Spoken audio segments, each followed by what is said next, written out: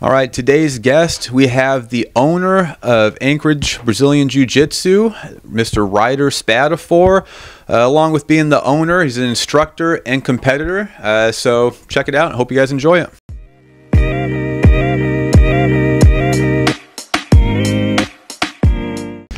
All right. How are you doing? Good, and yourself? Not bad. I was kind of worried. I was like, I hope he's more responsible than me and knows about daylight savings time. Well, fortunately for me, technology is advanced enough that it takes care of it. That's what it was for me. That's what surprised me. This morning I woke up, I don't even know what time, probably like 6:30, the regular time. Yeah. I was like, all right, I'm going to wake them up at 8:30 so we can start setting up, and they'll have an hour before we start setting up. And then like I looked at my phone and it said 7:30. I was like, oh, I better start getting up and start getting ready. But yeah, so we got daylight a whole hour now ahead. Let's just get into it. Okay. Owner of ABJJ, yeah, Anchorage Brazilian Jiu Jitsu. Exactly. How long have you guys been doing that? So we started December of 2005 is when we opened the doors for ABJJ. Has it always been right there? No. So originally we were behind the Moose's Tooth where the old Sushi and Sushi was. Was it you guys and Gracie Baja together? No. I heard someone say that, or... So originally, I started with Gracie Baja. So Justin and Todd and I all started with Gracie Baja. Okay. I started in 2003. Mm-hmm. They started, I think Justin started in like 93. Oh, wow. So I trained 2 years there under Ted Stickle. Mm-hmm. And then we decided to branch out and kind of, play the game that most jiu-jitsu guys do. Yeah. And want to take their school in their own direction. When you started there, were you already training jiu-jitsu? Or was that like day one you walked in? No, day one, 2003. Okay. September, I think. Yeah. Nice. Was when I started jiu-jitsu. Nice. And so you branched out, I'd imagine, as a blue belt. Yeah. Okay. So realistically, Justin and Todd were the guys that, Todd was a brown belt, Justin was a purple belt, and he'd had it for 5 years or something. Yeah. So they were the ones who were the heads of the school. Is Justin, so I don't know him, is he still around, part of it, or do you... He's still around, and but he only comes in at this point realistically for like, promotions for guys from in the way back that he had trained with, but he's been out of it for 7 years or something now. Man, okay. Have you found that's like a common thing? 'Cause it's obviously like blue belt's like the belt, right? To where like everyone's like, I know jiu-jitsu, like it's complete for me, like I can do anything, and they leave, right?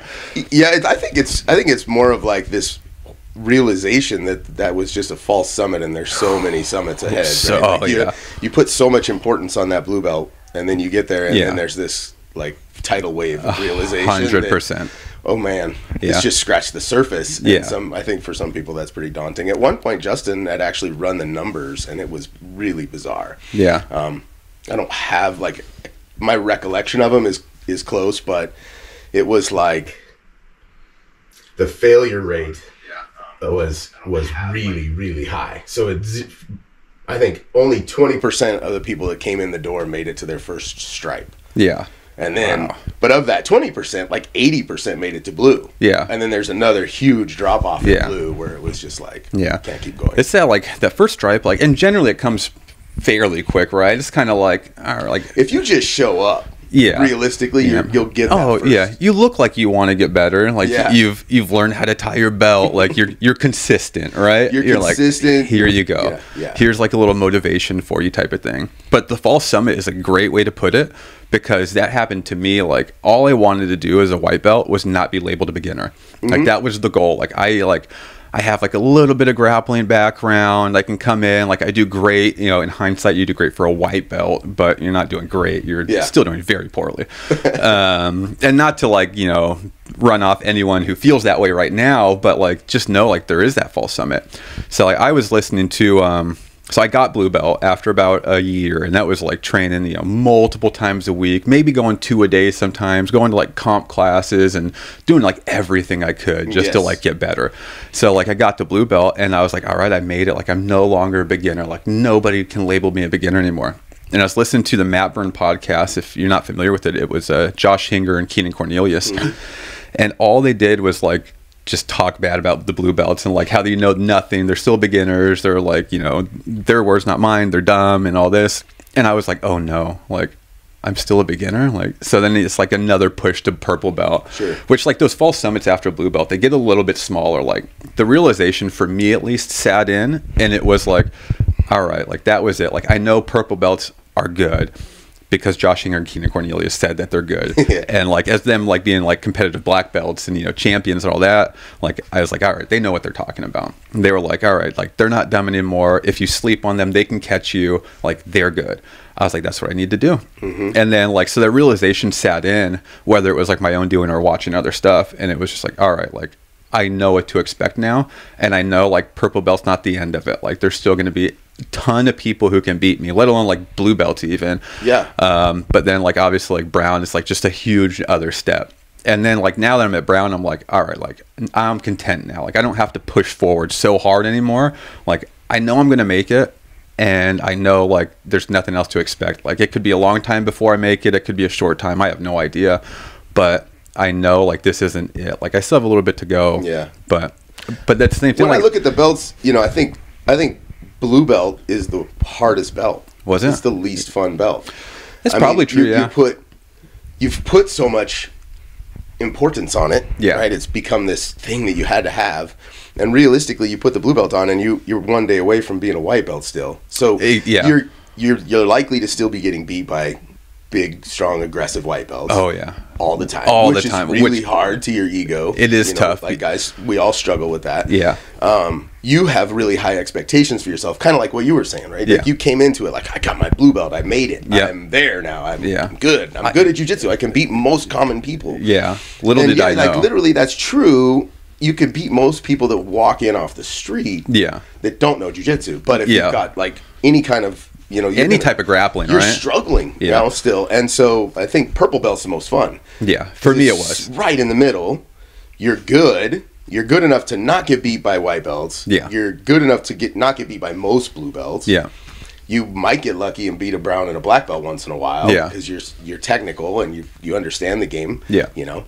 I look at brown belt and think it's also a super tough belt because you have such high expectations for yourself. Brown belt is getting tough for me. Everybody starts to look up to you and be like, now you're becoming like a mentor. I don't want to say an idol, but a lot of people look up to you. It is, a lot of people look up to you, and you don't realize that they look up to you. And I think that carries a lot of weight on your shoulders. And as a brown belt, you may not necessarily have all the tools in your kit. Yeah. To shoulder that responsibility. Yeah, so it makes it tough. We talked a little about this. One of our last episodes with Stephanie and Hunter. So if no one's watched that one, definitely watch that. But that was kind of like what we were talking about. Is like, especially like brown belt or being instructors. Like, we walked in day one of like idolizing like our instructors, or like maybe like a brown belt. They're like, oh wow, that's amazing. Or even a purple belt at like a day one white belt or a white belt in general. And then of course the black belt. So like, get into like brown belt for me and like, instructing. It's like, wow, like, why do you guys look up to me? Like, am I to you what he was to me? Right. Like, and it's like, and why is it? Because like, up until, my first stripe on brown belt, like, I had like imposter syndrome. I was like, am I really a brown belt? Or like, when I look in the mirror, it's like, I'm just a blue belt still. Like, I know enough. And then Hunter made a really good point. He was like, do you just get lucky in every role you've ever had? And I'm like, well, I guess, yeah, like, that's how I feel. But that's what it is. Like, it's such a weird, like, corner to turn to be like, wow, like, I'm not like necessarily looking up to all these people anymore. Like, I'm right there with them, but you guys are doing that to me. It feels so weird. Yeah. And like, and for all I know, the people in morning class don't do that. And it might make me feel a little better if they didn't do that. But like, it's like a kind of a burden, but like a great burden to have. Like, it's like, I've earned and like worked really hard to get this burden, which I didn't know was there. But it's really like eye opening. Like, man, like, this isn't just like a hobby to where like I just walk in and like, I'm still learning so much. I can't wait to learn. It's like, oh no, you guys are expecting that from me now. I think, and I tell a lot of my guys this, especially as we go through the testing process, as they rank up, like, the responsibility grows in your community.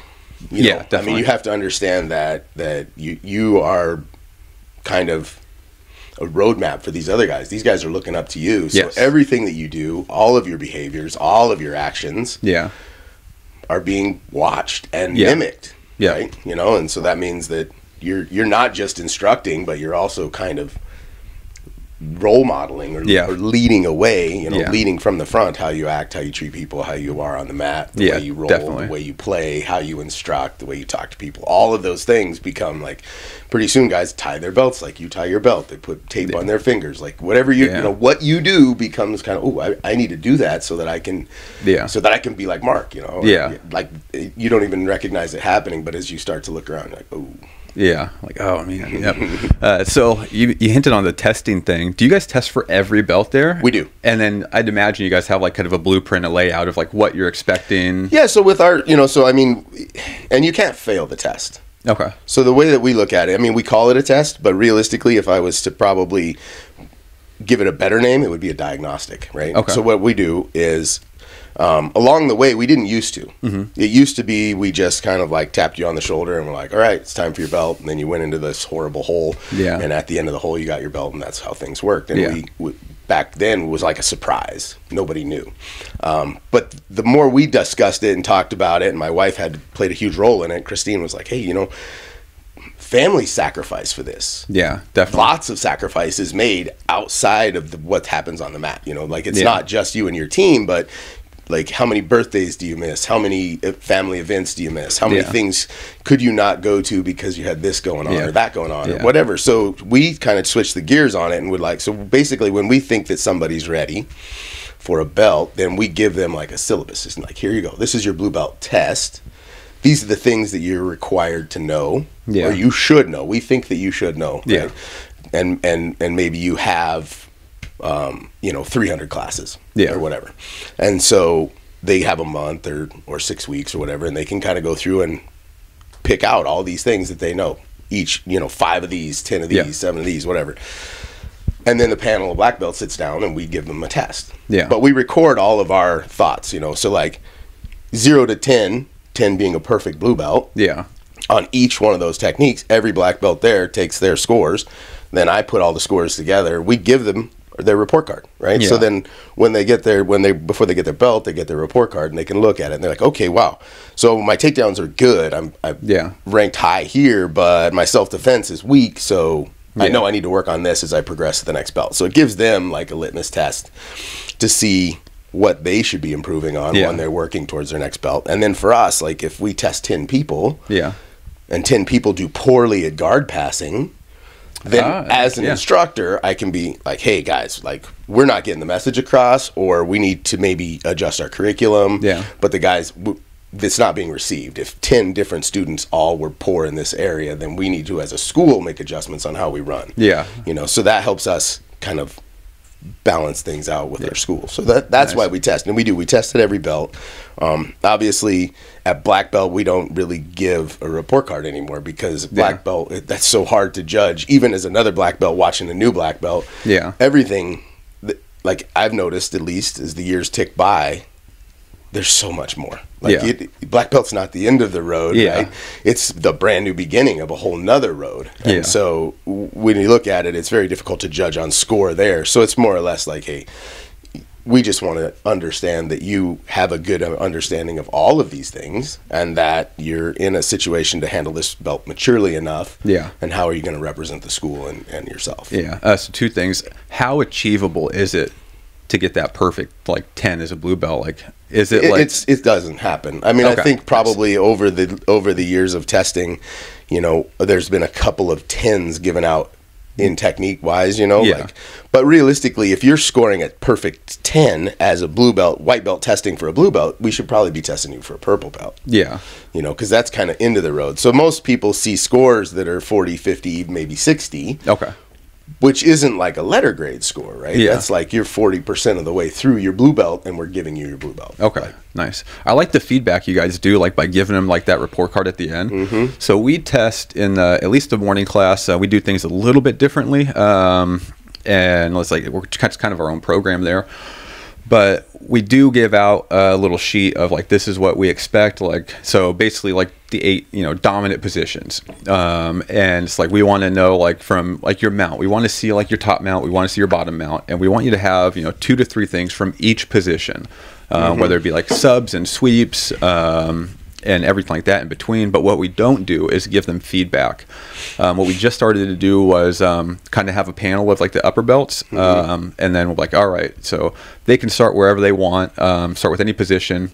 And we prefer them to do it that way. Like if they leave one out, like that's kind of like, well, we need you to also know these dominant positions.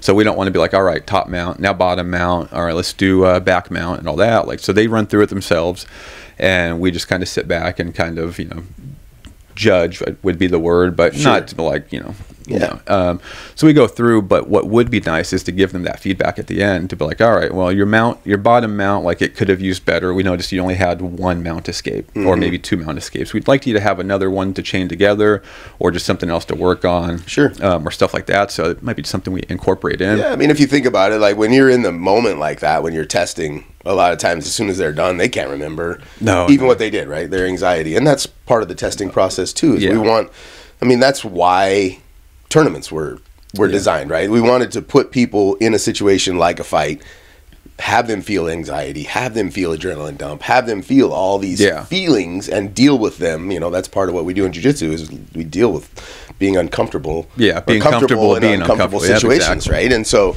testing is just another one of those things. Right? It's just another situation where you have a lot of build up to it. Yeah, for sure. Like you're like, man, for 6 weeks, I'm looking at this paper, I'm writing these things down. Do I really know these things? It forces you to do that. Yeah. Another great thing that I think that does for them is it gives them an opportunity to like empty their toolkit. Yeah. So what I tell people all the time, like I make a ton of analogies when I'm teaching. Yeah. But I think of jiu-jitsu a lot like, being a mechanic, let's say. And so as a white belt, you walk in there and you have like literally a crescent wrench. Yeah.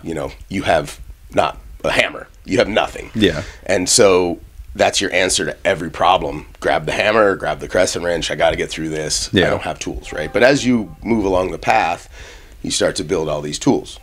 Your kit, and you're just filling it up. That's probably. Oh, that's you. Okay. Sorry. No, you're good. Yeah, no, let me get that. Anyway, you're starting to fill up your kit. Yeah. And most people don't take time to organize their toolbox. Yeah. And so all these tools are just jumbled up in there, and you find yourself rolling and being like, I know I have the answer. I just, what drawer is it in? What jumble is it in, right? Well, when they test, it forces them to dump that toolbox out and be like, okay, these are my screwdrivers go here. Yeah. And my metric set goes here. My SAEs go over here. And then when they're rolling, all of a sudden all these tools are more available. Yeah. That's a really great analogy, because if they're all scattered all over, by the time you find that tool, like they passed your guard, right? Oh, it's gone. You're so many steps behind. Yeah. Man, great analogies. Yeah. I had another question for black belt. I was like, you don't give them the feedback at end. Well, we do give them feedback. Yeah. Like we definitely talk to them about the things that we see or don't see, or things that we think that they need to address. But what's very difficult is give them a report card. Yeah. At that point, it's almost like how do you grade art? Yeah. Do you feel like at black belt, like, because like you kind of mentioned earlier, is like you kind of like start over, like you go back and through all these things, like, and did you feel like you were forced to a black belt, or like you actually, for me, I felt like it was a tremendous smack in the face of a realization that it wasn't about me anymore. Yeah. And I really think the tide starts to turn at like brown. Yeah. But for sure at black belt, like you lose all the selfishness in your jiu-jitsu. You should anyway. Yeah. Because at this point now, you have to bring it back to like ABJJ's mission statement, right, is raise the room. Raise the room and never quit. Yeah. So if you think about it, if a rising tide lifts all ships, right? Yeah. If we're constantly trying to make everybody that's around us better, just by default, we'll get better. Yeah. Instead of focusing on your own game. If you're spending all your time looking inward and trying to make your own game better and not helping those around you, then you're playing this selfish game, and it's going to be a slow grow. Yeah. But if you open that up, and so for me, I think at black belt, it was like, wow, I have so much to learn as far as lifting everybody else up, spending more time working around the room, like making these other people better. Like to me, that realization hit at black, and at black belt, it was like, I just am an infant in the sport. Yeah. And then you start to, when you're training with these guys that are 6th degree and 7th degree black belts, you're recognizing like that this is the beginning. Yeah. There's so many more degrees to go. So I started realizing that, like you're saying, a little bit now at brown belt is like, because one of the things that was my problem with like what's next, because everything like from white belt, it was like I had to be a blue belt. And then I found out blue belts was nothing. And so I was like, I have to be a purple belt. And then at purple, I was halfway done. I was like, well, I might as well just get to brown belt. You know, like I might as well push really hard and get there. And now as I'm like creeping up at least on black belt, I'm like, well, what's next? Like I've spent my entire journey only chasing belts. You know, like I love jiu-jitsu and I'm going to go regardless. Like I could be a brown belt forever. I'm still going to go. But like for me, it's like, what's next? And whether it's like just continuing to teach or maybe like take an even bigger role in teaching or, you know, just helping the others around me. But it's like, that's like my big problem right now is like, I'm trying to like figure out through like the mental part of it. I'm like, man, what do I do? Like, am I still going to want to do jiu-jitsu if there's not another belt to test or to chase? Like what's next? Like, so I started like kind of, you know, I injured my knee. So like that forced me, like I've been a guard player since like pretty much day one. So I spent from white to brown pretty much only playing guard. And a lot of that was because I was forced to. Like I trained with like, you know, giants and like just really good people. So like I was basically forced to play bottom and just get really good at defending and just developing a really good guard. But now with like the knee injury, it's really hard to like kind of elevate or put pressure or do certain things. So like it's like, all right, well I can play top game and I don't have to worry about elevating your weight or do this. So now I'm like forcing myself to play a new game. And a couple of other things too, just kind of along those same lines. It's like, well, I don't like I've never played top game. I didn't wrestle too much. Like so, trying to get better at all these different things. And then now, like the biggest thing for me is, you know, really like dissecting like how bad I really am. I was like, so one thing is like going to ABJJ, like you guys have like a great gi room. So if I go to one of you guys' open mats, like I know I'm going to get amazing gi rounds in. So to get there and like whether it's like a really big purple belt, I wish I remembered his name, but he was great and has like really good guard, and then guard passing, like pressure passing is such a huge thing there. And if I can go like find out like, you know, the black belts at AGA or go take a different class at Legacy or do something like that, like I need to venture out now and get even more out of my comfort zone. I spent, you know, from white to purple belt, like going to different open mats. I moved to Florida for a year, so I was forced to like go to a different gym where I knew nobody and like kind of, you know, get good there and make sure I was good there, not just at 6 a.m. in a morning class, right? Like I need to make sure my jiu-jitsu works in Florida. I need to make sure it works at ABJJ or at AGA or whatever it might be. So like a big part of it now is like just figuring out how to make myself uncomfortable, to figure out what's next for me. Because one of the things like right now that I'm going through as a brown belt, and it's kind of been a little bit like this for a little bit, is our main instructor, and I'm talking about like the upper belts at the morning class, our main instructor is kind of like out of it. Like he's still there, he's still a part of it, but not near as much as he was. It's kind of been like that since COVID started. So for a long time, it's been like, all right, what do I need to do? What can I do? Like nobody's watching over me anymore. And I know like that's just part of it, especially like as you get to black belt, like, well, no one's like holding your hand anymore. And even brown belt, like there's probably a real minimal part of like holding hands and guiding as far as like them figuring out for themselves. For sure. But even then, like no one's holding my hand right now. And like as much as like I feel like I would love that to be like, how do I get to black belt without a black belt guiding me? Or having like that day-to-day input, or on the mats on like a regular basis. Like it's such like another like mental hurdle to like get over right now. And that's what kind of led me to start thinking. I was like, well, what is next for me? Like I'm already like doing this stuff and like no one's here to tell me like what's next. What do I need to do? How are you going to know that I'm doing these things that you're telling me? And like I said, man, it's just like as much as like jiu-jitsu is such a physical sport, it's such a mental for sure. Such a mental toll. And it can just absolutely mess with your head. It does. Right? You can go way down the rabbit hole on that. Yeah, and I think, you know, the lesson is it's the same thing that we tell the white belts. Just keep showing up. Yeah. You know, you just keep showing up, and it's like it will just naturally happen. I think it's important to not lose sight. Like if you make it about what do I need to do? What's the next step? What's, you know, like if it's always that, then it becomes, you know, a chore. Yeah. I think it needs to maintain its level of fun. Like as long as you're going in there and playing, you know, being playful, not having an ego about it, trying new things. They fail. You got a good guard. Recover your guard and play. It's not, there's not an issue here. Or you're working on your top game and you get swept. No big deal. Yeah. You got a good guard. Reverse, sweep again. Yeah. And play the top game. The game should be fun and playful and not stressful. And I think the higher up the belts go, the more we need to keep that in mind, especially as we are rolling with lower belts. Those guys need to also have some success in what they're doing, or at least the idea of success. They think they might be having little limited success. And of course you're going to have the guy who's like, yeah, man, I almost passed your guard. And you're like, yeah, great job, buddy. Yeah, good job. Yeah. In your head, you're thinking like, okay, well, I'll give you 3% next time. But but for them, like those little things, if you look back on your journey and you think about it as a white belt, how good it felt to have just even a modicum of success. Yeah. It's important. And I look back at some of the roles as my early days going with, Chingia when we first got with him, how much he let me have probably along the way just to make me feel, better about my game. Yeah. And even if it's just to like that, say the class is over or whatever, the training session is over and you're driving home, you're like, I think he dropped his leg and let me pass guard. Yeah. But for that hour and before, like you were like on cloud nine, right? Yeah, and that makes you feel good about yourself and your game and what you've been doing and all the effort that you put into it, and now you want to go back and continue down that path, right? Instead of just, I grew up in a very different time where it was like the school when we broke off and started our own school. Yeah, there was a lot of we were being told we were pushing too hard. We wanted it was too difficult. That we were making the classes too hard. Yeah.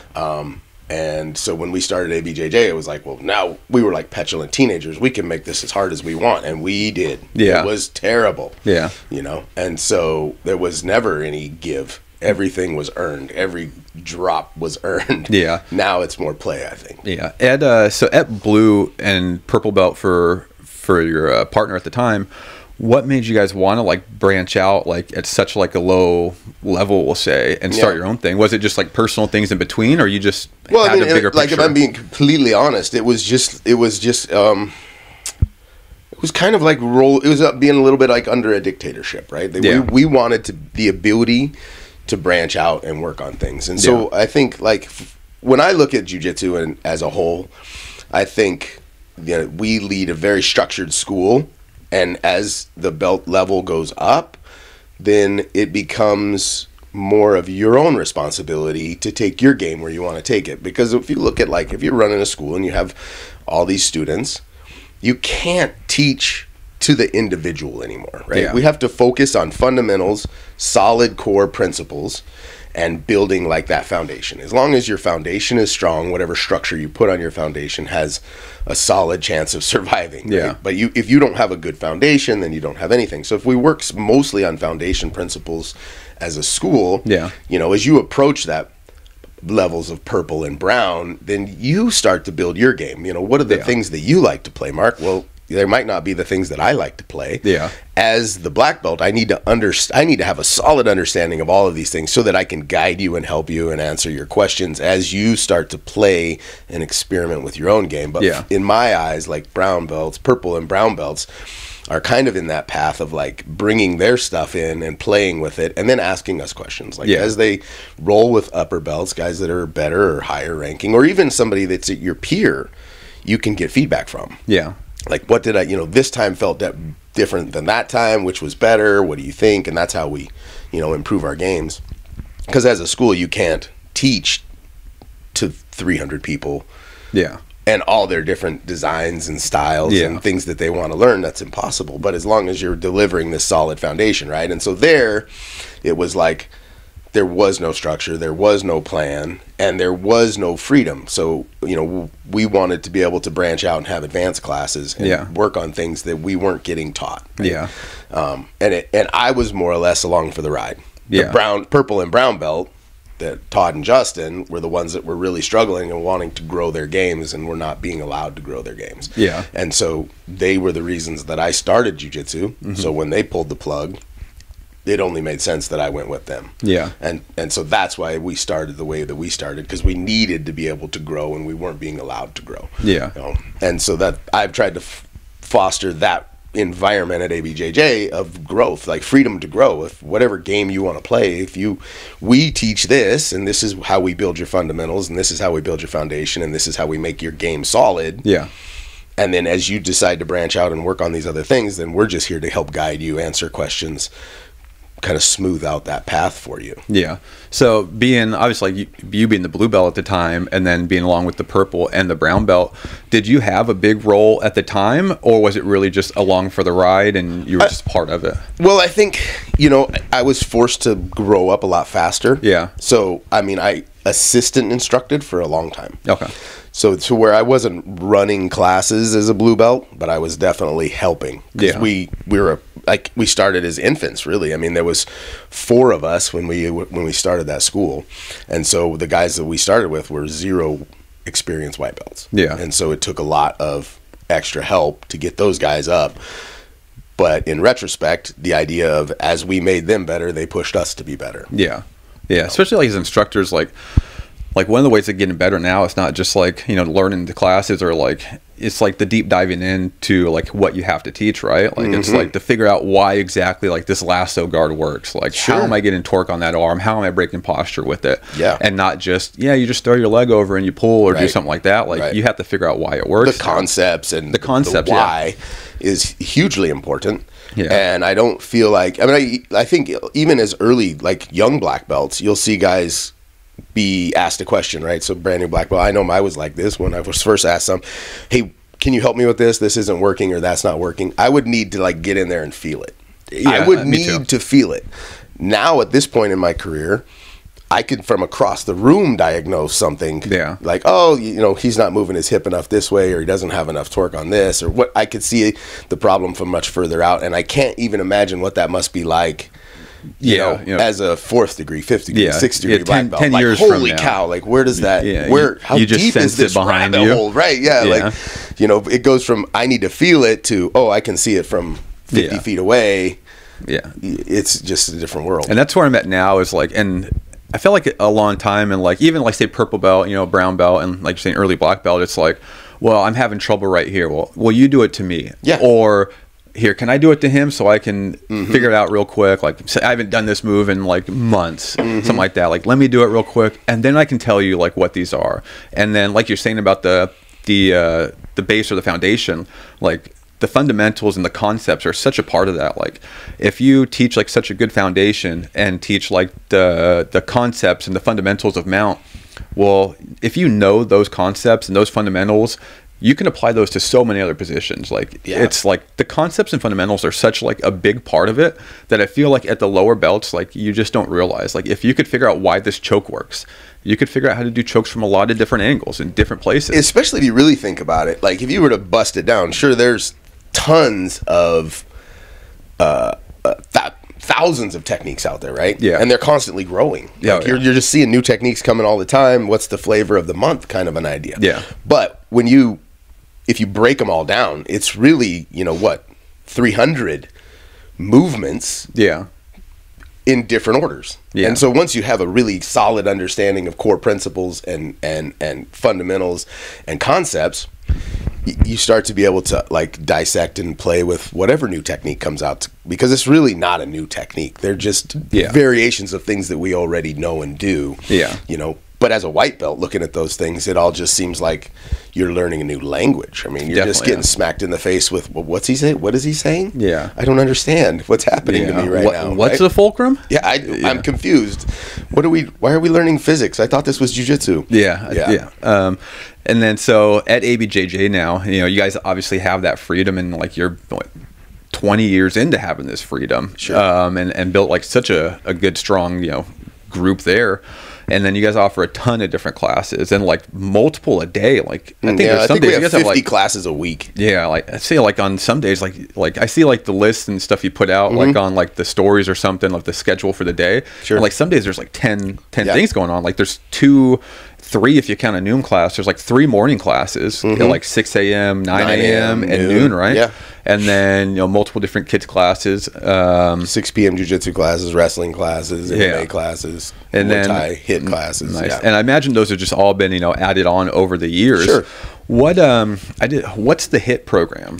So really it's just a high intensity interval training. Okay. Right. So, and what we've kind of worked it out for was like, but it goes on during the 5 p.m. kids class. So realistically, parents could come in, kid goes to jiu-jitsu, parent goes and does a HIIT workout, everybody goes home sweaty and tired and happy. Yeah. It works there, but it's also great conditioning for fighters. Yeah. It's great conditioning for jiu-jitsu fighters. Is that like an all ages thing? Yeah. Or? Okay. Well, I wouldn't say all ages. I mean, but we do have some younger, like 12 and 13 some year nearly olds. teenage. Yeah. Okay. Yeah. Nice. And then as far as kids classes go, I think you have like a younger program and the older kids program. Yeah. So we call the second one advanced kids, but really it's more of an adolescent class, right? It's a gap bridger, because what you end up with is you run into a wall, I think, at the kids programs of those kids that are like 12 and 13 that are like, hey, I don't really want to be training with 5-year-olds anymore. Yeah. But at the same time, but I don't really want to go train with those scary adults either. Yeah. And so they're kind of caught in this weird no man's land where they can't transition very easily. So we have this advanced kids program that can be run a little bit more like an adult program. Yeah. Is there like certain ages like you put on it, or is it just kind of like it's kind of an invitation thing, but we kind of look at it like 11 and 12-year-olds are cool to go to it usually. Yeah. I have some even 10-year-olds or younger that can go in there, but they have a yellow belt or they have all this experience. Yeah, I'd imagine like size and skill play a huge part of that. Yeah, so they're capable of keeping up with the program. At what age do you guys, if there is even a set age, or I'm sure there's other factors into it, but what age or around time do those kids go into the adult classes? A lot of factors play into that. So I wouldn't say that there's an age thing on it. I mean, size plays a huge role, because obviously, if you've got a 6-foot 12-year-old, they don't really belong in a kids program anymore. They're 160 pounds. They should probably go train with the adults. But it's more of a maturity level, I would say. Like, we kind of see where they're at and how they handle the room and are they comfortable in there. Because I've had some kids transition early and just rock it. Yeah. Be totally fine in there. And I've had other kids really want to hang out longer in that kind of advanced kids / fundamentals class area of the world, where they're not having to really roll with adults. They're there for the games when they're comfortable to make their switch. Yeah. Then we facilitate it. Nice. What stemmed for, because most places they have like, say this is a rough deal, but like a 6 a.m. class. What came in to add the 9 a.m. class? So we actually had the 9 a.m. class long before we had the 6 a.m. class. Okay. The 9 a.m. class was the first of the morning classes that we had, and it was kind of like dad jitsu, really, when it all started out. It was a lot of that worked out well for a lot of like the parents to come in and train at 9 a.m. Yeah. And so we started that there. For years, I had people asking for a 6 a.m. class, and I didn't believe that they would show up for it. Yeah. Like, I was like, come on, man, nobody's going to get up at 4:30 in the morning. Yeah. 6 a.m. is like a cult class. But it is. And it literally, like, there's guys that have their entire career happens at 6 a.m. Yeah. Like, they have worked through their belt system going to 6 a.m. classes because it works for them. And again, this is another one of those things that a lot of times that's because of family too. Yeah. Like, this is the only time that I can cut off of my day and not affect my time with my family. So this is when I'm going to have to go to jiu-jitsu. And that's what did it for me is, one, like being like in a laborious, job environment, of like at the time, it was like I was doing asphalt like every day, or like working nights doing like commercial snow removal. But say like the summertime doing asphalt and just doing like hard labor, it was, am I going to go home and sit on the couch for 30 minutes and then still be motivated to get back up off the couch?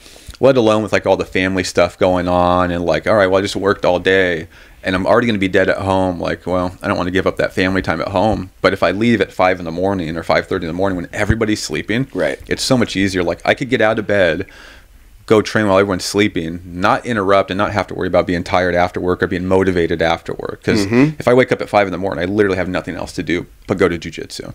And then like saying like it's like a cult class to where like if you go and like you're dedicated to 6 a.m. you're dedicated to getting better. Like, absolutely. Are you really waking up at that 5? Early to go to jiu-jitsu? You're going to go put your best effort to grow and experience. Yeah, 100%. Yeah, it's such a fun one. And then so you guys do MMA classes, and I'd imagine like striking, like Muay Thai or kickboxing, stuff like that. You guys' MMA team, like pretty big team. You know, it goes through. I think the all kind. You know, it does this. Yeah, where it grows, and I think the struggles with the AFC over the last few years, have really affected it. You know, so at this point, it's a labor of love. The guys that are showing up and putting in work. You know, we have a consistent, strong core group of guys that come in there and put in work and are still trying to like make it that jump to another level. Yeah. But it's difficult scene up here right now because there's just not very many options for them. Yeah, like one of the options. If we pull up like the next fight card, the next one? The next one. The options, it's like in Palmer, which isn't bad. You know, a 45-minute drive, 30-minute drive, depending. But like Fairbanks, like 5-6 hour trip, drive, right? like if you're cutting weight, and I don't know how it works. Like if you have to be there to weigh in, or you can like do like a virtual weigh in. Being like a smaller promotion, I'm sure they maybe allow like a virtual weigh-in, but say they didn't. Like, but I mean, realistically, you're gonna have to fight the next day, right? Yeah. So you need to be there because if you know, you're good. If you're looking at like a 6 or an 8 hour drive, versus it's a 40-minute flight or something. So maybe that's the way to go. Yeah. But regardless, you're gonna have to fight the next day. Like you should probably be there to make that weight. I don't know. It's a difficult game. Yeah. You know, and the thing is when we had the AFC, the UFC Fight Pass was the thing that really made that valuable. Yes. Because now your exposure, I mean, you're not really getting exposure in Fairbanks. You're getting experience, which is what they need, right? They need experience, but if they're at the top of their game, they need exposure. They need to be seen in a far beyond that local exposure, like far beyond like the people who are going to show up to like the Alaska Airlines Center, or wherever they're doing it out in Wasilla or Fairbanks. Like you've already been seen by these people. Like everyone at these Everybody gyms in Alaska know who you are. Yeah. Great. So hopefully like they keep that Fight Pass deal going and it comes back. And I think it's supposed to come back within the next few months. I think, I think probably fall. Yeah. And I said, hopefully that works out because like you're saying that big time exposure is what they need. And like, cause there's obviously like some people still here that are fighting like out of state or like even out of the country for that matter. And then going and training other places like Danesh, like I believe he was training out of like someplace in Vegas with like Marvin Vittori. Well, no, so he went down and he visited Urosh. So Urosh is training at King's. Yes, King's MMA. Right in Huntington Beach. Yeah. And then so he, the guy he went down to train with, trains out of your gym. So Urosh is like will be forever an ABJJ guy. Like his loyalty is strong. But we all understand that we don't have the caliber of fighters up here or the consistency of those caliber of fighters for him to train at a level that he needs to be at to fight at the UFC. Yeah, because those people who like stay at that like small hometown gym they started with, like say like a big name in the UFC being maybe like Bryce Mitchell or something, like they're like dedicated to their team, or Stipe Miocic, like they're dedicated to their team. They're not branching out and going to like American Top Team or like Jackson and Winklejohn, stuff like that. Like to make it to like that level and still stay with your team, like that's like it's like a one in a million. It is, and so I think like my relationship with Urosh and his relationship with the school, it's important to him, almost more of like as a mentor father role. To where he wants me there for advice, he wants me there for jiu-jitsu because he believes in it, he counts on it, he understands it, right? And we have that connection.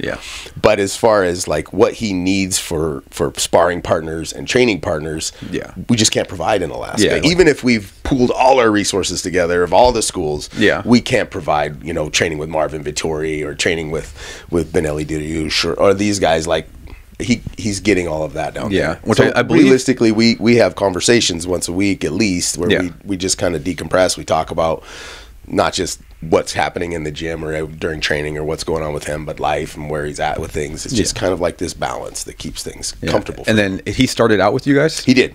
So, but I mean, realistically, he came to us with a background in martial arts. Okay. Right? Like he was a Serbian national kickboxing champion. He took, I think, second at European nationals in kickboxing. So like a super high level kickboxer who had also had judo and jiu-jitsu experience. So when he came to us, he was still a white belt in jiu-jitsu, but a black belt in striking, and his striking's done nothing but get better. And then he moved up here. He moved from Serbia. Well, he kind of moved to the United States from Serbia, and he spent some time in Hawaii. He bounced around a little bit, and then Texas, and he ended up in Alaska, and this is where home became. Nice. I believe he has. He might be up on this next fight card. No, or is it on the fight night? I thought we're looking for a fight still. So his manager is looking.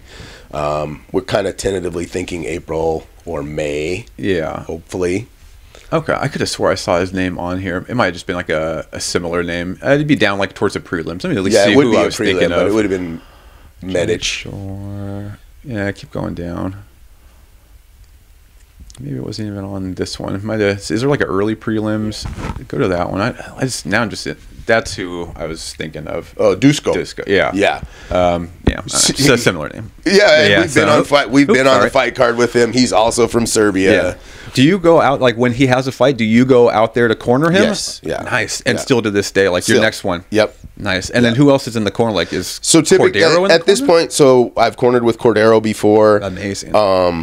Which was a great experience. Yeah. It was actually a lot of fun. I was really nervous about it because it was like, man, I've never met Cordero. Master Cordero has this insane pedigree of coaching amazing fighters, right? And I'd heard like he can be really dictatorship, like in the corner. Yeah, I can imagine. And we got down there, and we immediately were like, oh wow, we have all these contemporaries in jiu-jitsu that we're friends with. We know all these guys, and it was like an instant camaraderie. And so we hung out and talked jiu-jitsu and fight and whatever, and we were immediately great friends. Yeah. And then the cornering went great. He was like, hey, look, this is your guy. Like, you guys do your thing, and if you need anything from me, let me know. But I understand, coach, like, that's your guy, and you've got him this far. Yeah. I'm down here just facilitating his growth. Yeah. And so it was like a fantastic experience to corner with Master Cordero. Did you spend any time inside King's MMA, or were you just down there just kind of strictly for the corner? We've just been making that work. We're trying to work it out to where I can make like week early trips where I can go down and train with him for a little bit in California before we go wherever we're going to go. Would you say that's the biggest name that's coming out of your guys' gym? I would say, I mean, as far as being like just the ABJJ fighter, right? Definitely, because you guys obviously have big names like locally and like in Alaska, and we all played a role. I mean, all the schools kind of played a role in Lauren's game, and all the schools played a role in Jared's game, and I think Alaska as a whole can kind of say they have some piece of that. Yeah. But for Eurosh, I would say, he's the biggest guy that's come out of just an ABJJ fighter. Was Lauren, when she was up here, was she just like kind of like predominantly ABJJ? No. She was. I mean, she kind of bounced all over. She trained with Gracie. She trained with Legacy. She trained with us. Yeah. But you get to that high level, like that's what you have to do. Like what you said earlier, like even if you pulled all of your resources together, like to get to a certain level, like you have to. 100%. Like even if it's only to get to like a regional scene, like somewhere out of Alaska, but maybe not like Bellator or UFC. Yeah. Like you still need to you're just not going to get them all under one house. Under one roof. I mean, we can't because we need to have competition here. Yeah. To grow them, right? So they need to be able. They can't be all fighting out of one school. It just doesn't work. But I think like there has to be this. Oh, we're going to the next level. We have to kind of pool our resources a little bit. And then you also have like a competing background, like in IBJJF. I've competed in a few IBJJFs. Against like some big names, and we don't have to get into like any like the wins and losses, but like the Ribeiro brothers. So I was in. I don't remember if it was 2016. I think it might have been 2016. So I took silver at the Pans. Yeah. And then I fought in the Open, and I think my fourth match in the Open would have been Salo. Yeah. And I lost the third match in the Open. Okay. So I didn't get to fight Salo, and I was super excited about it. Like, I mean, I was just excited that I would be on the mat with somebody like that. Yeah. Being in the bullpen with Salo, right? Like we're in the bullpen together, getting ready for the next fight, and it's like, oh boy, this is a different level of jiu-jitsu. Yeah. Has there been like any like big names that you have competed against? Like the guy that I lost to was Tom Knox, and he was a pretty solid guy. He's got like 40 years of judo and 25, 30 years of jiu-jitsu. That's the interesting thing of fighting as a black belt in those tournaments. Like, you look at blue, purple, brown, and those guys, when you're fighting them, I mean, even if they're sandbaggers, maybe they've been in that belt for 4 years. Yeah. But when my first competition at black belt was in 2013, I want to say. Anyway, yeah, I'm pretty sure. Yeah. Was 2013.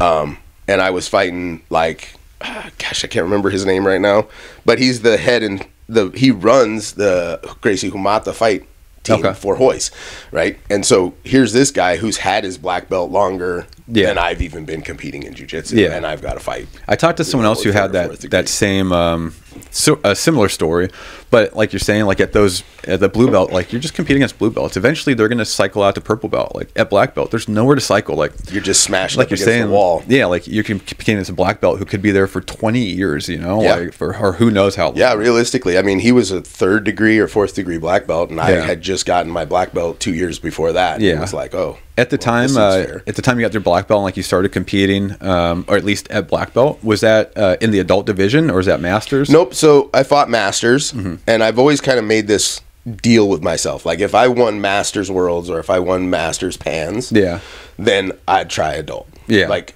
first I want to win my division. I mean, there's a reason, and I think as older guys, we all kind of start to figure out like when you first are 30 and you're like, I'm not going to fight in the masters. That's like taking a pass, right? Yeah. That's like handicapping yourself, and it's like not really. Yeah, you're fighting against your peers. You know, you're fighting in an age bracket and a weight bracket and a belt bracket. Yeah. Other people who could feel the exact same you do. Yeah, like they're like, well, I could compete in adult, but you know, like for me, like I'm 34 now, like I totally do masters. Yeah, and like why not? Like I'm not going to go like compete against someone who's say 26 and still pumping full of testosterone and who's trained to be a world champion in the adult division. Like I do jiu-jitsu at 6 a.m. Yeah, and like you have a career and you have a family and you have all these things. You're not like a professional jiu-jitsu competitor that just lives for that. Yeah, I'm not training 8 hours a day or 3 sessions a day. Like I train 3 or 4 times a week, and that's it.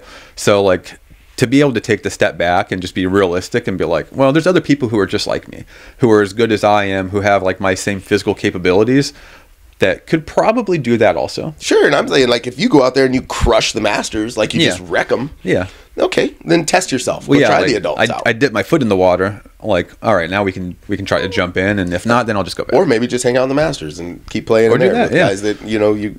I mean, because you could still run into like Lovato in the masters division, or you're like gonna run as a black belt. You're gonna run into like the guys. Yeah, right? There's still like huge names competing in masters who could very well still do it, like still do the adult division, like Josh Hinger, right? Yeah, like, I'm pretty sure he's competed in masters worlds before. Even just at the masters worlds, he won the masters worlds. Yeah, gi, and then he fought in the Jiu-Jitsu Con adult. Yeah, right, and won that. And then had a match with Danesh at Jiu-Jitsu Con, right? He did, right. That's got to be so crazy, like because Jiu-Jitsu is one of those sports where like you could train with these giant names, right? And like it's not like NFL where like you know you're not going to go practice football with like Terrell Owens or some giant name, right? But like Jiu-Jitsu or MMA. And it could go other combat sports too, but like these guys are just like regular guys just chasing some dream, right? All of them are like, and that's the cool thing. Like you, at least my perspective, right? You go to these big tournaments, these big events where you have these like famous competitors, right? Yeah. They're just normal people. Yeah. Right. And the guys who are all puffed up and acting like they're somebody are typically the blue belts. They maybe just got their blue belt. Yeah. And they're walking around like, I'm a celebrity here. You know, but like, you know, you run into Henzo or you run into Marcelo Garcia or Lucas Lepre and they're just normal. Yeah. Hey, the nicest guys. How's it going? Yeah. Like, they know you. They're cool. I was telling some Dylan and Elliot actually, they were in here and we were sharing like some ADCC stories. Like I met Lachlan Giles just pushing his stroller around the mezzanine at ADCC. Yeah. No big deal. I met Paulo Meow just sitting in a corner against the wall charging his phone. Yeah. Like this is just normal nothing people. To these people. No. Yeah. And then we're over here like saying these people, but like they're just such regular people. And like you could train with them, let alone like, you know, like you've probably trained with a couple before, but like you could go out and on the mat like and possibly roll with the Ribeiro brother. Yeah. Or possibly have a match with Josh Hinger, who's like an ADCC vet, a multiple time, you know, Masters world champion, at least a Nogi world champion, I believe. And like it's just another day in jiu-jitsu, right? Like if you compete, like you're probably gonna compete against big names. You're gonna like you could just go to some random open and like Mikey Musumeci could be there competing in an open or who knows who it could be. Yeah. And I think it's important to just not even like, hey, they're just normal people. Yeah. You know, you got to flush that out. Yeah. Just go play. Yeah. And that's what Danesh did, it's got to be such a hard thing to do. Like Danesh, he's got a great double leg.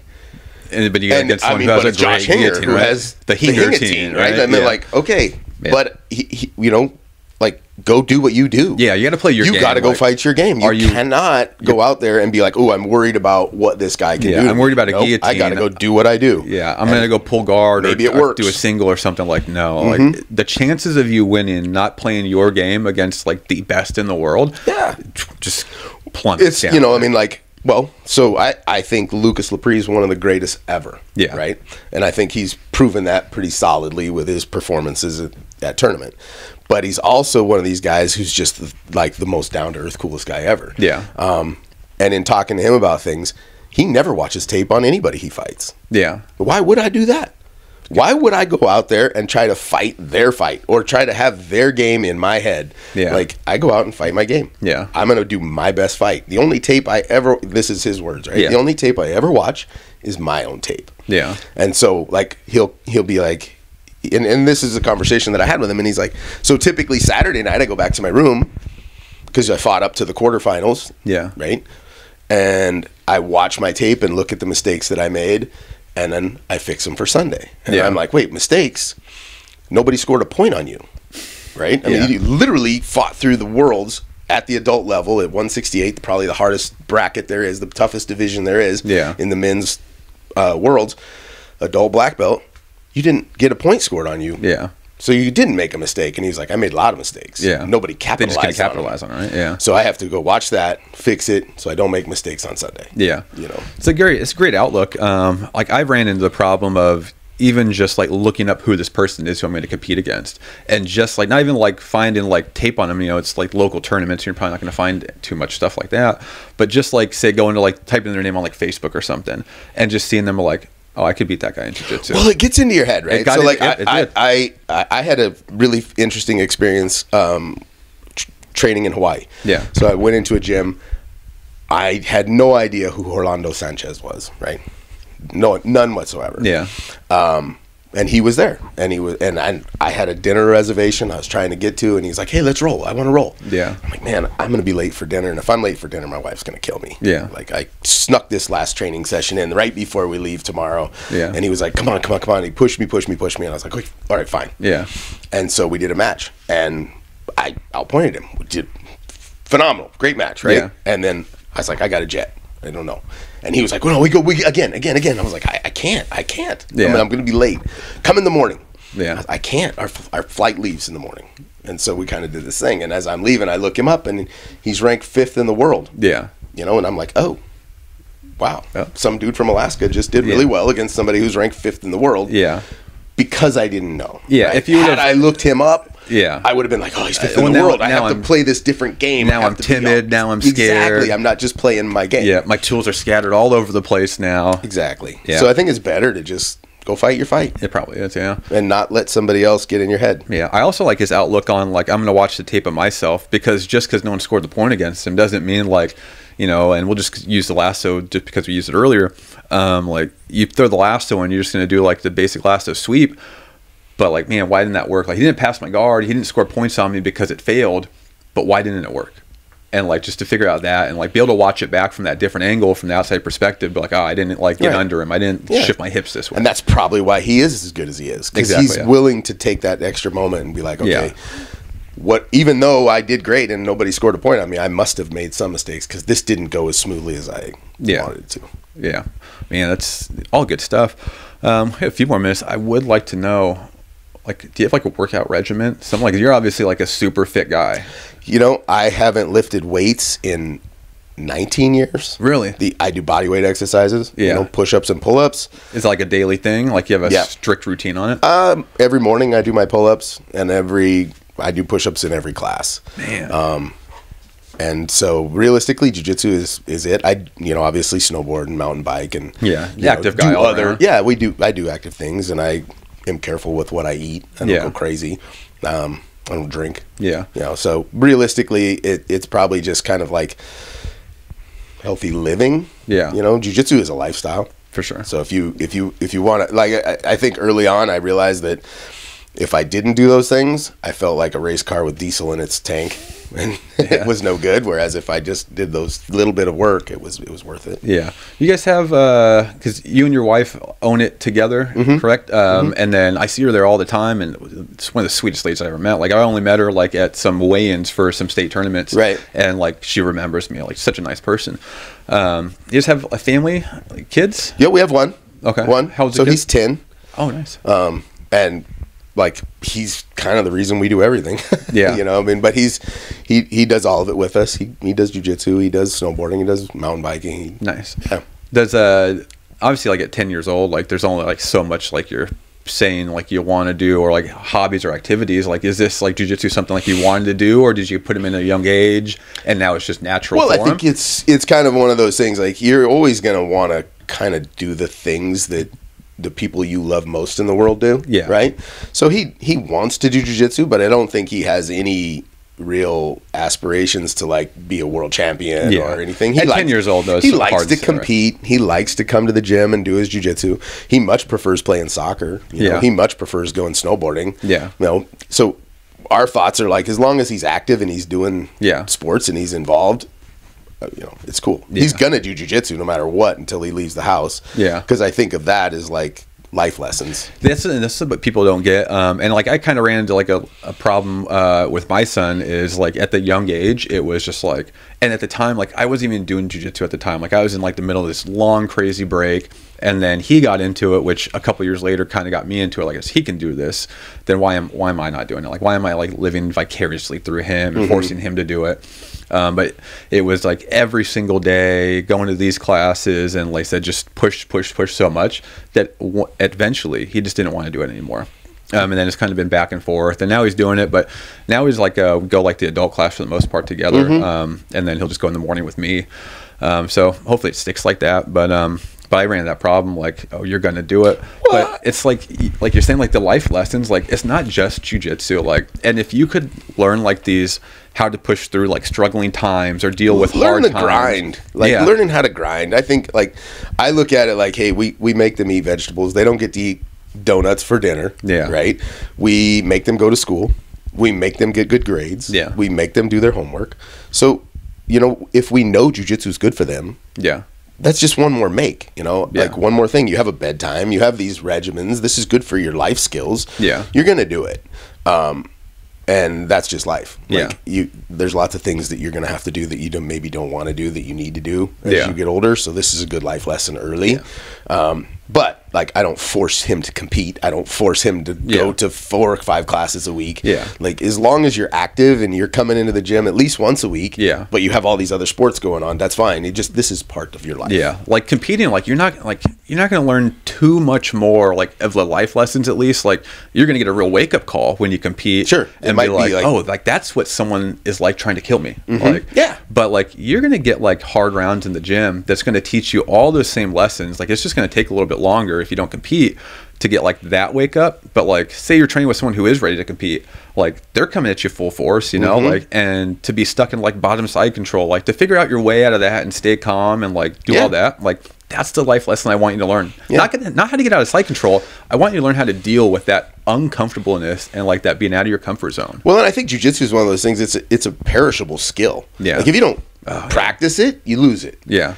I mean, so timing and sensitivity and the feel and even the strength to do a lot of those things, if you're not constantly doing it, you'll lose it. But the life lessons will stick with you forever. Yeah, like those don't go away. Yeah. So I think like even if they only train through being kids and then they never train again, they still huge benefit. Yeah. Right. And I think that competitions are important. I mean, that's why we started the Alaska State Brazilian Jiu Jitsu Federation. Right? Yeah. I mean, we know that it's necessary. It's part of that process. Yeah.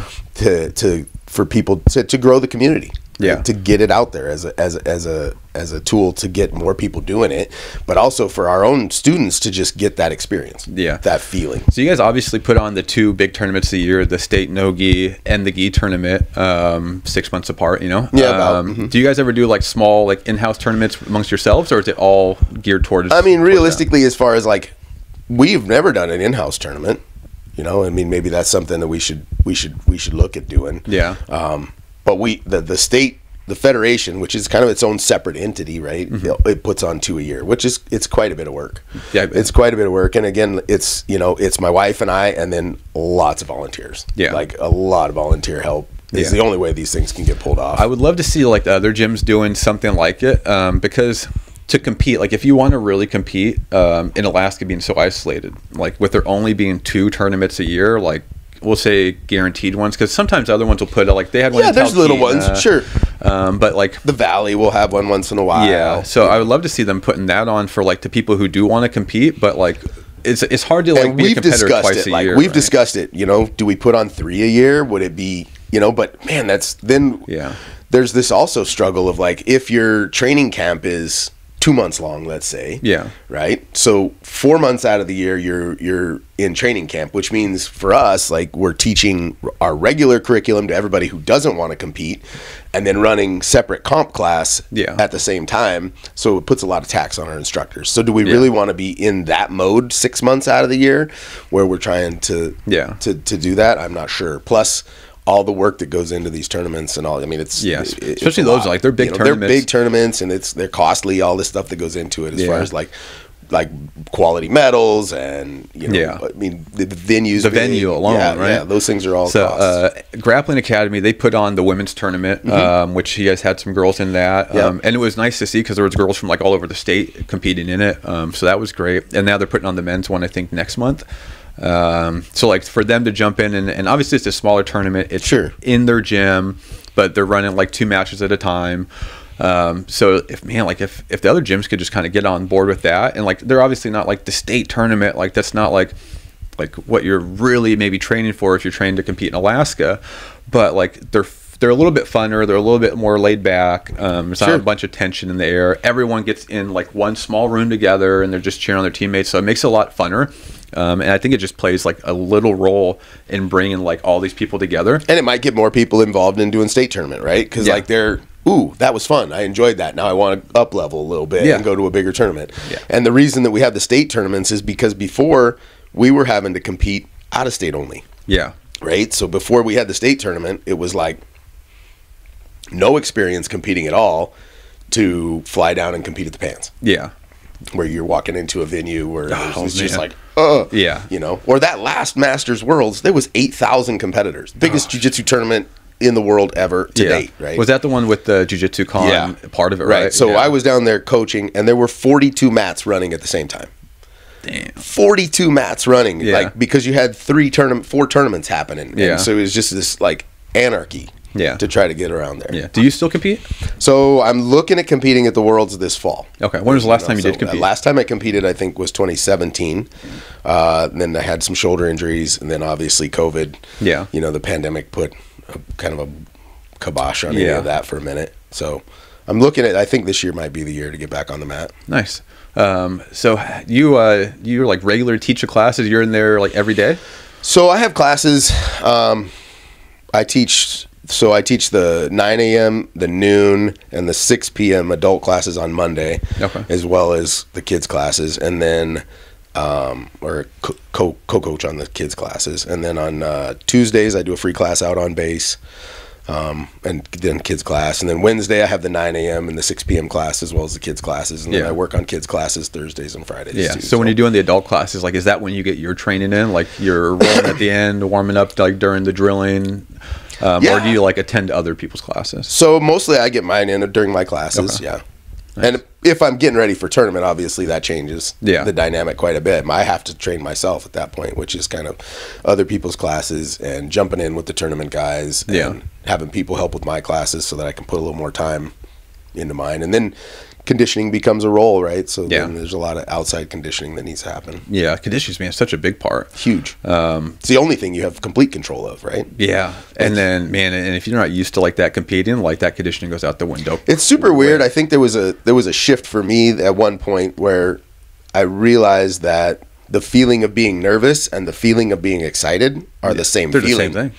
So once I could mentally get around that and just say like, dude, you're not nervous. You're excited. Yeah. Oh, this is fun. I get it. Like it, even though like the core feeling is the same. It's like butterflies in your stomach and you feel like you're going to get sick. But once you're like, oh wait, this is just excitement, adrenaline. This isn't nerves and like dread. I shouldn't be dreading this. I should be excited about this. So now when I go to tournament, it's a little bit more like I'm excited to be there. Even if I'm just coaching, I'm excited to be there because that's exciting, not nervous. Yeah. That's a great way to put it.